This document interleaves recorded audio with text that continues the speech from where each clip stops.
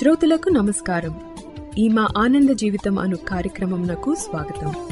ఈరోజు మనకు వాక్యం అందించువారు సహోదరుడు జోసెఫ్ నందిగాల. ఆనంద జీవితము ఫీబా శ్రోతలకు ప్రభువైన యేసుక్రీస్తు నామమున హృదయపూర్వక వందనములు చెల్లిస్తూ ఉన్నాము. ప్రియులారా, మీరందరూ కూడా ప్రభు యొక్క మహాకృపను బట్టి క్షేమముగాను సంతోషముగాను ఉన్నారు అని మిమ్మలను బట్టి దేవుని స్తుతిస్తూ ఉన్నాము. మీ కొరకు ప్రార్థన చేస్తూ ఉన్నాము. కాలములు సమయములు త్వరితగతిన గతిస్తూ ఉండగా మనము కూడా జరుగుతున్నటువంటి పరిస్థితులను బట్టి, జీవిత అనుభవాలను బట్టి మన సమయాలను, మన కాలాలను సరిగా అర్థం చేసుకోవటం అది ఎంతైనా క్షేమకరము, అది మనకు సంతోషకరము అని ప్రభు పేరట మనవి చేస్తున్నాను. ఈ సమయంలో ఒక వాక్య భాగాన్ని మనం చదువుకున్నాము. ప్రసంగి గ్రంథము 3వ అధ్యాయము 11వ వచనము. ప్రసంగి గ్రంథము 3వ అధ్యాయము 11వ వచనము. దేని కాలమునందు అది చక్కగా నుండునట్లు సమస్తమును ఆయన నియమించి ఉన్నాడు. ఆయన శాశ్వత కాల జ్ఞానమును నరుల హృదయమునందుంచి ఉన్నాడు గాని దేవుడు చేయు క్రియలను పరిశీలనగా తెలుసుకున్నటకు అది చాలదు. ఇదే వాక్య భాగాన్ని నేను మరలా చదువుతున్నాను. ప్రసంగి గ్రంథము 3:11. దేని కాలమునందు అది చక్కగా నుండునట్లు సమస్తమును ఆయన నియమించి ఉన్నాడు. ఆయన శాశ్వత కాల జ్ఞానమును నరుల హృదయం అందించి ఉన్నాడు గాని దేవుడు చేయు క్రియలను పరిశీలనగా తెలుసుకున్నటకు అది చాలదు. చదవబడిన వాక్య భాగాన్ని దేవుడు దీవించి ఆస్వాదించునుగాక. ఒక చక్కని మాట ఇక్కడ వ్రాయబడింది. He has made everything beautiful in it's time. దేని కాలమందు అది చక్కగా నుండునట్లు దేవుడు సమస్తమును నియమించి ఉన్నాడు అనేటువంటి మాట. ప్రియులారా, ఇక్కడ మనకు కావలసినటువంటి ప్రాముఖ్యమైన మాటలు ఏమిటంటే కాలము అనే మాట, సమయము అనే మాట, సమస్తము అనే మాట, నియమించి ఉన్నాడు అంటే సమయములలో దేవుని నియమం ఉంది. దాని సమయములలో ఏ సమయములో ఏది చేయాలో దాని సమయములో, ఆయన సమయం కాదు, దాని సమయములో దేవుడు దాన్ని చక్కగా చేస్తాడు అని ఈ జ్ఞాని అయిన ప్రసంగి అయిన సొలొమోను చెప్తూ ఉన్నాడు. ఈ యొక్క ప్రసంగి గారు, ప్రసంగి అంటే ప్రీచర్, బోధకుడు, వివరించేటువంటి వాడు. మనం సాధారణంగా కొంతమంది ఎక్కువగా మాట్లాడుతూ ఉంటే అధిక ప్రసంగి అంటారు కదా. అంటే ప్రసంగి అంటే మాట్లాడే వ్యక్తి, బోధించేటువంటి వ్యక్తి. ఇక్కడ ఈ ప్రసంగి గ్రంథాన్ని రాసింది జ్ఞాని అయినటువంటి సొలొమోను అని మొదటి అధ్యాయంలో ఉంది. ఆయన తన అనుభవాలను పంచుకుంటూ ఉన్నాడు. 12వ అధ్యాయము 9వ వచనములో ఈ విధంగా ఉంది. ప్రసంగి జ్ఞాని అయి ఉండెను, అతడు జనులకు జ్ఞానము బోధించెను. అతడు ఆలోచించి సంగతులు పరిశీలించి అనేక సామెతలను అనుక్రమపరచెను. ప్రసంగి ఇంపైన మాటలు చెప్పుటకు పూనుకొనెను. సత్యమును గూర్చిన మాటలు యథార్థ భావముతో వ్రాయుటకు పూనుకొనెను. కాబట్టి ఈ యొక్క జ్ఞాని అయిన సొలొమోను, ఆయనే ప్రసంగి, పరిశీలించాడు, ఆలోచించాడు. సత్యమును గూర్చి యథార్థమైనటువంటి మాటలు చక్కగా వ్రాసినట్లుగా ఇక్కడ మనకు ముగింపులో రాయబడింది. ఇంతకీ ఆయన ప్రయత్నం ఏమిటి అంటే మొదటి అధ్యాయము 3వ వచనంలో సూర్యుని క్రింద నరులు పడుచుండు పాటు అంతటి వలన వారికి కలుగుచున్న లాభమేమి అంటే ఈ అనేకమైనటువంటి ప్రయత్నాలు మనుషులు పడుతూ ఉన్నారు. వీటన్నిటి వలన లాభమేమిటి? ఇంతకీ లాభకరమైనటువంటి జీవితం లేకపోతే పర్పస్ఫుల్ లైఫ్, మీనింగ్ఫుల్ లైఫ్, ఒక చక్కని ఉద్దేశం కలిగినటువంటి జీవితము, అర్థవంతమైనటువంటి జీవితాన్ని నిజంగా ఏ విధంగా మానవులు జీవిస్తారు అని ఆయన ఆలోచించడానికి, శోధించడానికి, పరిశీలించడానికి అనేకమైన ప్రయత్నాలు చేసినట్టుగా కొన్ని ఓడిపోయిన పరిస్థితులు ఉన్నాయి, కొన్ని జయించిన పరిస్థితులు ఉన్నాయి. అనేకమైన ప్రయత్నాలు ఆయన చేశాడు అని మొదటి అధ్యాయంలో, రెండవ అధ్యాయంలో మనకు వివరంగా రాశాడు. ఇప్పుడు వాటిని మనం ధ్యానం చేయట్లేదు. కానీ అయితే ఇక్కడ మనం చదువుకున్నటువంటి వాక్య భాగంలో ఆయన ఆలోచనలో, ఆయన పరిశీలనలో సత్యాన్ని యథార్థంగా ఆయన అర్థం చేసుకున్నది. ఈనాడు మనందరి యొక్క క్షేమం కొరకు ఆయన చెప్తున్న మాటలు ఏమిటంటే, ప్రతిదానికి సమయము కలదు. ఈ 3వ అధ్యాయము ప్రసంగి గ్రంథం 3వ అధ్యాయం మొదటి వచనంలో ప్రతిదానికి సమయము కలదు అన్నాడు. ప్రతి ప్రయత్నమునకు సమయము కలదు అన్నాడు. 3వ అధ్యాయం మొదటి వచనం, ప్రతి దానికి సమయము కలదు, ఆకాశము కింద ప్రతి ప్రయత్నమునకు సమయము కలదు అన్నాడు. There is everything, there is a season and time for every matter అన్నాడు. ప్రతి విషయానికి, ప్రతి ప్రయత్నానికి, ప్రతి ప్రయాసకు ఒక కాలం ఉంది, ఒక సమయం ఉంది అని చెప్పి అన్నాడు. ఇది మనం తప్పనిసరిగా అర్థం చేసుకోవాలి అండి. ప్రతి దానికి దాని సమయం ఉంది, మన సమయం కాదు. ప్రతి దానికి దాని సమయం ఉంది. ఇక్కడ 2 మాటలు ఈ ప్రసంగి గారు మరలా వాడుతూ ఉంటాడు. అందులో ఒకటి, చాలాసార్లు ఆయన వ్యర్థము అనే మాట వాడాడు. వ్యర్థము అనే మాట అంటే మనుషులు చేసేటువంటి చాలా పనులు, అవి మరలా అవే పనులు. దానికి విద్య, ఉద్యోగము, వివాహము, ఇంకేమైనా పనులు, ప్రయాణాలు, ఆటుపోట్లు, పరిస్థితులు, వీటన్నిటి కూడా అవే మరలా వస్తున్నట్టుగా ఆయన కనపడటం వలన ఆయన ఏమన్నాడు అంటే, ఇవన్నీ కూడా వ్యర్థంగా కనబడుతున్నవి. కానీ వ్యర్థంగా కనబడే వీటిల్లో నుంచే అర్థవంతమైనటువంటి జీవితాన్ని ఏ విధంగా జీవించాలో ఈ ప్రసంగి గ్రంథంలో చెప్పాడు. నేను మరలా జ్ఞాపం చేస్తున్నాను. వ్యర్థము అని చెప్తూనే ఈ వ్యర్థంగా కనపడుతున్నటువంటి వాటిల్లో నిజంగా అర్థవంతమైన, సంతోషకరమైనటువంటి జీవితాన్ని ఏ విధంగా జీవించాలో ఆయన ఈ ప్రసంగి గ్రంథంలో చెప్పాడు. రెండవది, చాలాసార్లు వాడినటువంటి మరొక మాట ఏమిటంటే సూర్యుని కింద అన్నాడు. అది ఒక మెటాఫర్, ఒక అర్థాన్ని చెప్పడానికి సూర్యుని కింద అనే పదాన్ని ఆయన వాడాడు. దాని అర్థం ఏంటంటే, భూమి దృక్పథంలో, అంటే భూమి మీద జరుగుతున్నటువంటి సంగతులు, ఈ భూమి మీద ఏ సంగతులు జరుగుతూ ఉన్నవి అని వివరించడానికి, ఏమి జరుగుతుంది అని చెప్పడానికి ఈ భూలోక సంబంధమైనటువంటి దృక్పథంలో అనే భావన వివరించడానికి ఆయన ఉపయోగించినటువంటి పదం ఏంటంటే సూర్యుని కింద అనే పదాన్ని ఉపయోగించాడు. కాబట్టి ఇప్పుడు ఈ భూలోకంలో అనేకమైనవి మరలా జరుగుతూ ఉన్నవి. కొన్నిసార్లు అవి నాకు వ్యర్థంగా కనబడుతున్నవి. కానీ వ్యర్థంగా కనబడే వాటిలో నుంచే కూడా నిజమైనటువంటి అర్థవంతమైనటువంటి జీవితము, ఒక చక్కని ప్రణాళిక, ఉద్దేశం కలిగినటువంటి జీవితము, సంతోషము, సమాధానం కలిగినటువంటి జీవితాన్ని ఏ విధంగా జీవించాలో ఆయన ఎటువంటి ప్రయత్నాలు చేశాడో, ఆ ప్రయత్నాల వలన ఫలితం ఏమిటో, ఇప్పుడు దాని ద్వారా ఎటువంటి పాఠాలు మనం నేర్చుకోవాలో ఆయన వివరిస్తూ ఉంటాడు.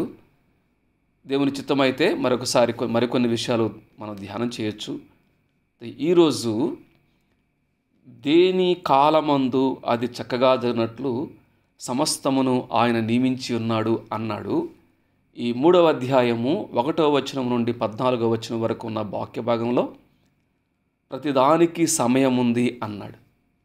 ఉదాహరణకు ఈ మనము కాలాలు, ఋతువులు, మనకు వర్షాకాలం అని, తర్వాత ఎండాకాలం అని, చలికాలం అని చెప్పని కాలాలు ఉన్నాయి. రకరకాల పరిస్థితులు, ఇవన్నీ కూడా దాని సమయంలో అవి వస్తాయి. ఎండాకాలంలో ఉండి ఇప్పుడు చలి వస్తే బాగుండు అని నేను అనుకోవచ్చు, కానీ రాదు.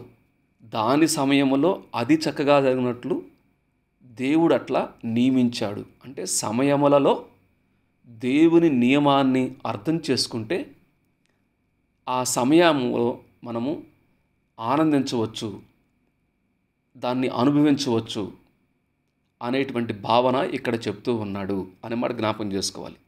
కాబట్టి ఈ సమయంలో ప్రతిదానికి దేవుడు సమయాన్ని నియమించాడు అనే విషయాన్ని గుర్తుపెట్టుకోవాలి. ప్రతి ప్రయత్నానికి కూడా కొన్ని ఉదాహరణలు జ్ఞాపం చేశాడు. ఉదాహరణకు ఈ భూలోకంలో మనిషి జన్మించిన దగ్గర నుండి చనిపోయే వరకు కూడా, పుట్టిన దగ్గర నుండి చనిపోయే వరకు కూడా రకరకాల ప్రయత్నాలు, రకరకాల అనుభవాలు, దాదాపు 14 అనుభవాలు ఇక్కడ జ్ఞాపం చేశాడు.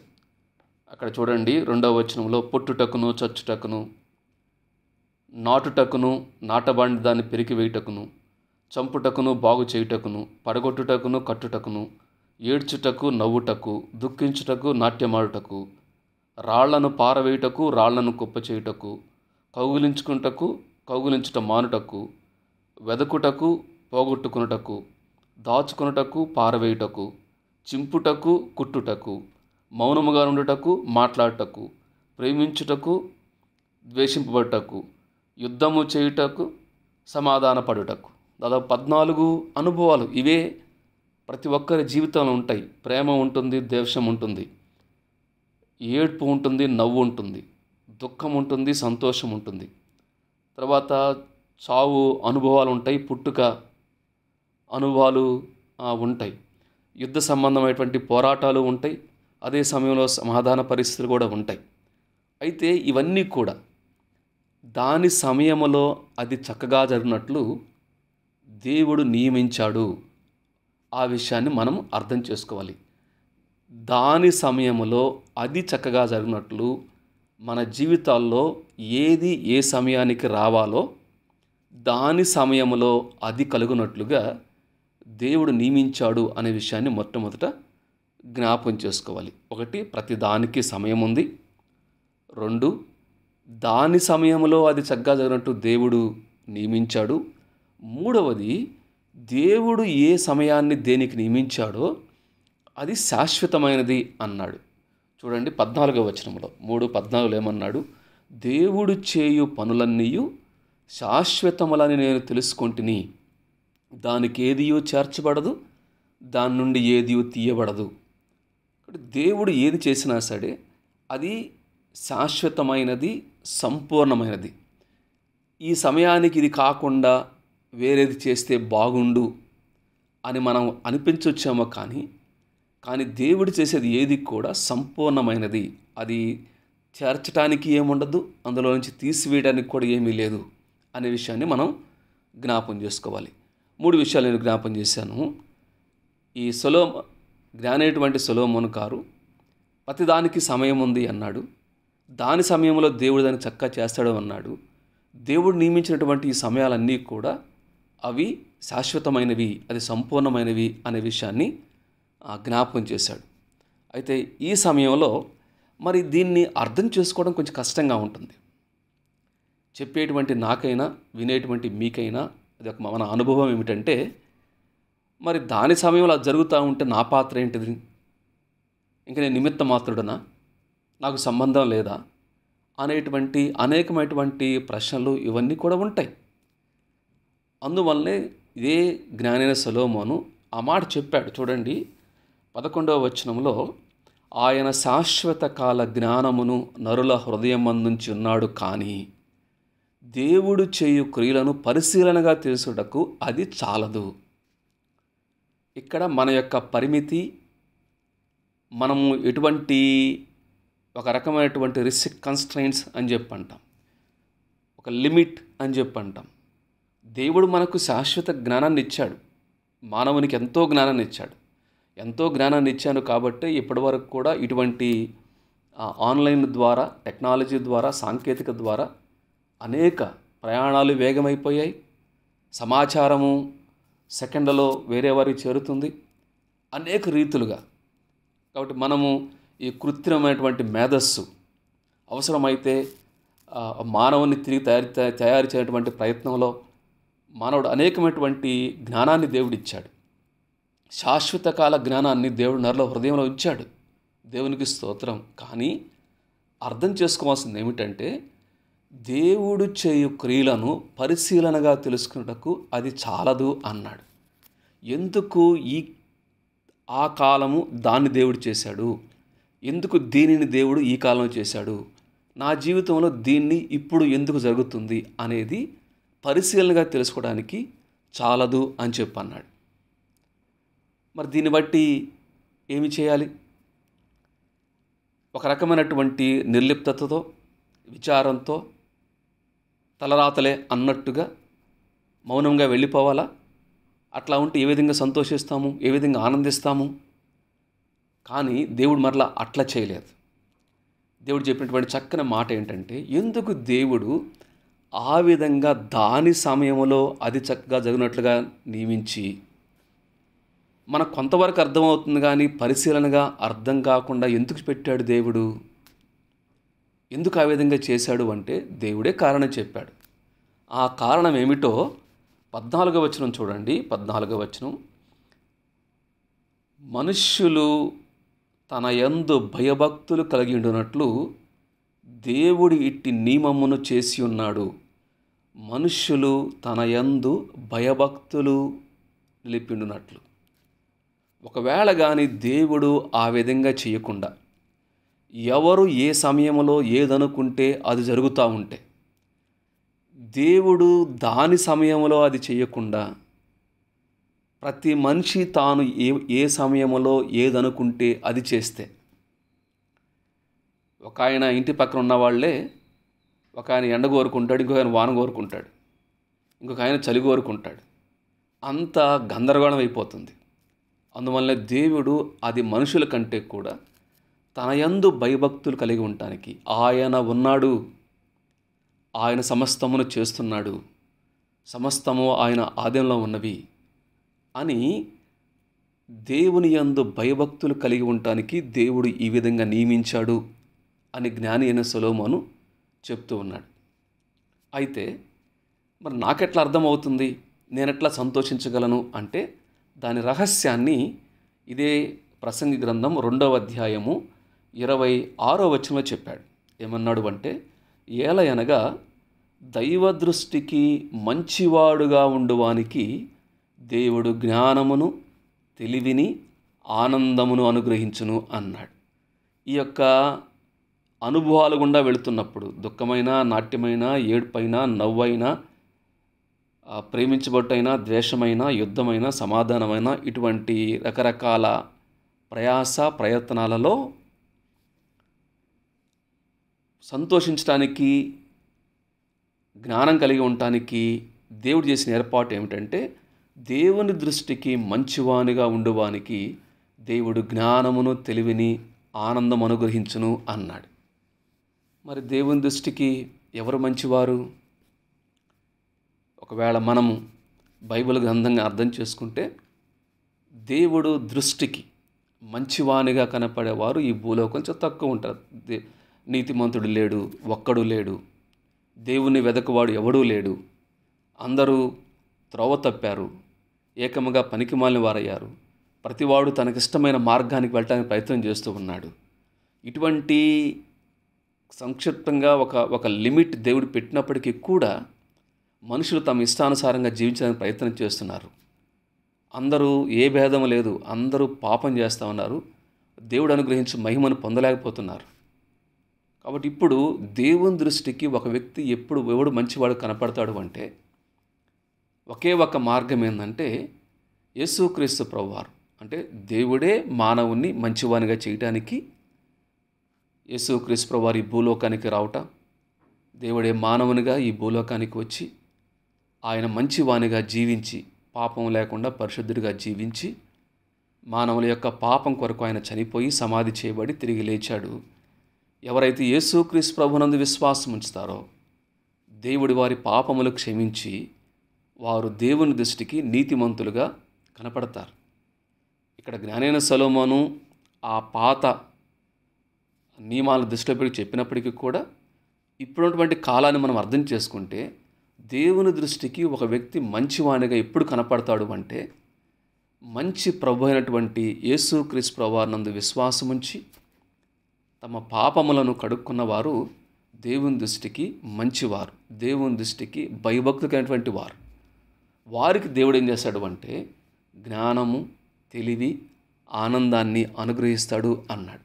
అంత మాత్రమే కాదు, దేవుడిచ్చేటువంటి మరొక బహుమానం, గిఫ్ట్ అని చెప్పంటాం. దేవుడిచ్చేటువంటి this is a gift, God's gift to man. దేవుడిచ్చేటువంటి మరొక బహుమానం ఏమిటంటే, యేసుక్రీస్తు ప్రభువారు మాత్రమే కాదు, రెండవ బహుమానం ఏంటంటే చూడండి, 12-13 వచనాలు, 3వ అధ్యాయం 12-13. కావున సంతోషముగా ఉండుట కంటెను, తమ బ్రతుకును సుఖముగా వెళ్ళబుచ్చుట కంటెను శ్రేష్టమైనది ఏదియు నరులకు లేదని నేను తెలుసుకుంటుని, మరియు ప్రతివాడు అన్నపానములు పుచ్చుకొనుచు తన కష్టార్జితమును సుఖముగా అనుభవించుట దేవుడిచ్చు బహుమానమే అని తెలుసుకుంటుని. కాబట్టి రెండు ఆయన చెప్పాడు. ఒకటి సంతోషంగా సుఖముగా బ్రతుకుని వెళ్ళబుచ్చుట, అన్నపానములు పుచ్చుకొని కష్టార్జితం వలన సుఖాన్ని అనుభవించుట. కాబట్టి దేవుడు ఒకటి యేసుక్రీస్తు ప్రభువారిని బహుమానంగా ఇచ్చాడు. ఆ బహుమానాన్ని అంగీకరించి ఎవరైతే దేవుని దృష్టికి నీతిమంతులుగా మంచివారుగా ఉంటారో వారు దేవుని యొక్క సమయాలను అర్థం చేసుకుంటూ, దాని సమయమందు దేవుడు తప్పనిసరిగా చేస్తాడు, తగిన సమయము అనే మాట ఉంది. దేవుడు సమస్తాన్ని సమకూడి జరిగిస్తాడు అనేటువంటి మాటలు బైబిల్లో ఉన్నాయి. ఎవరైతే దేవుని యొక్క సమయాలను అర్థం చేసుకుంటూ దేవుని యందు భయభక్తులు కలిగి జీవించడానికి ప్రయత్నం చేస్తారో వారికి దేవుడు సంతోషాన్ని ఇస్తాడు. ఒక సుఖకరమైనటువంటి తమ బ్రతుకును సుఖముగా వెళ్ళబుచ్చుతారు, కష్టార్జితాన్ని అనుభవిస్తారు అని చక్కని ఆశీర్వాదకరమైనటువంటి మాట జ్ఞాపం చేస్తాడు. ప్రియులారా, ఈ సమయంలో వాక్యము వింటున్నటువంటి మనం దాని కాలమందు అది చక్కగా ఉండునట్లు దేవుడు సమస్తాన్ని నియమించాడు. కాబట్టి మనము అర్థం చేసుకుందాం. కాలము సంపూర్ణమైనప్పుడు యేసుక్రీస్తు ప్రభువారు ఈ లోకానికి ఏ విధంగా వచ్చాడో, ఒకవేళ ఇంకా నీ ఇష్టానుసారంగా నీవి ఆలోచన చేస్తూ అనవసరంగా జీవితాన్ని వ్యర్థం చేస్తూ ఉంటే, అర్థవంతమైనటువంటి జీవితాన్ని జీవించడానికి యేసుక్రీస్తు ప్రభువారి నందు విశ్వాసం ఉంచాలి. రెండవది, ప్రతిదానికి సమయం ఉందని, దాని సమయమందు దేవుడు చక్కగా చేస్తాడు అని, దేవుడు చేసేవి శాశ్వతం అని చెప్పని అర్థం చేసుకొని ఆయన యందు భయభక్తులు కలిగి దేవుడిచ్చేటువంటి సుఖకరమైన బహుమానంతో సంతోషంతో జీవించడానికి పరిశుద్ధాత్మ దేవుడు సహాయం చేయనుగాక. దేవుడి వాక్య భాగాన్ని దీవించి ఆస్వాదించునుగాక. ఈ కార్యక్రమమును గూర్చి మీ సలహాలు మరియు మీ ప్రార్థనా అవసరతల కొరకు మమ్మను సంప్రదించవలసిన మా ఫోన్ నంబర్ 9448508539 మరియు ఈమెయిల్ ఐడి info@fibaonline.org. మా ఫోన్ నంబర్ మరొకసారి 9480585039. Email ID info@fibaonline.org.